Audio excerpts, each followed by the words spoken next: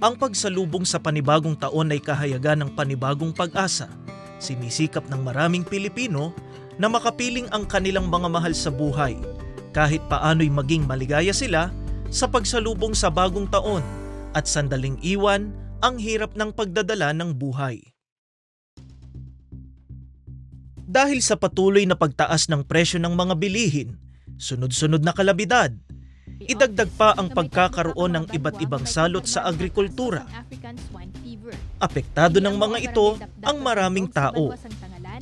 Sa Western Visayas o Region 6 halimbawa, problema ng marami nating kababayan ang pagkasira ng likas na yaman upang humina ang turismo, ang karahasan, at ang economic deterioration sa mga lokal na pamahalaan.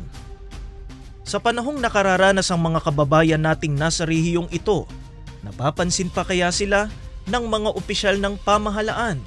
Natutugunan pa kaya nila ang mandato na itinatadhana o nasasaklaw ng kanilang tungkulin? Sa pangunguna ng Iglesia ni Cristo, nagsagawa ng National Rally for Peace sa 13 dako, kabilang dito ang nasa Region 6 o Panay Island.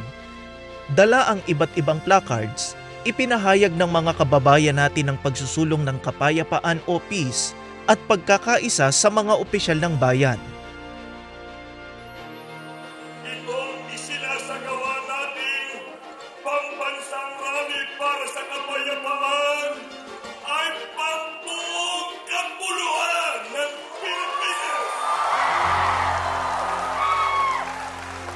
Edukasyon, infrastruktura at serbisyong pangkalusugan, ang mga mambabatas ay magtutuwa ng isang bagay na hindi naman totoong makatutulong sa buhay ng karaniwang Pilipino. Nasaksihan ng mga kababayan natin sa dakong ito ang programa sa main venue na nasa Quirino Grandstand sa Maynila.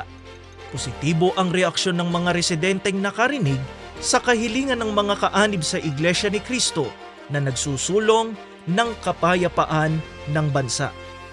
Ang peace po ito ay sa kabuuan ng Pilipinas natin.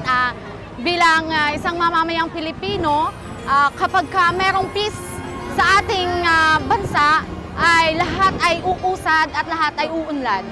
Para sa akin po ay yung pagkakaisa. Yung pagkakaisa, yung structure natin sa politika. Pero yun na po ang aking masasabi. Maging maayos lang ang pamamalakad.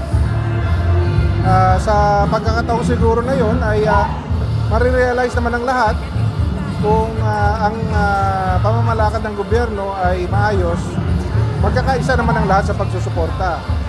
Well, nakikita ko sa mga miyembro ng Iglesia ni Cristo ay nagkakaisa sa kaayusan, talagang disiplinado talaga ang kanilang pagkilos.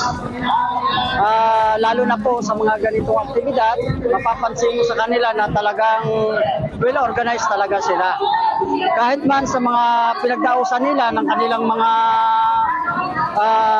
aktibidad, wala kang makikitang mga kalat, maayos sila na makikipagkaisa. Magtulungan tayo, ito ang kailangan ngayon. Dapat nagkakaisa para payapa ang bansa. Pagkakaisa ang kailangan, di pa mumulitin. Kung isa ka isa, mamati sang ilang mga opinyon, kag ipalabaan ang kaisipan para maintindihan kung ano ang dapat nga himuon. Mula po rito sa Iloilo City, ako po si kapatid na Nico Noble para sa Iglesia ni Cristo News Network.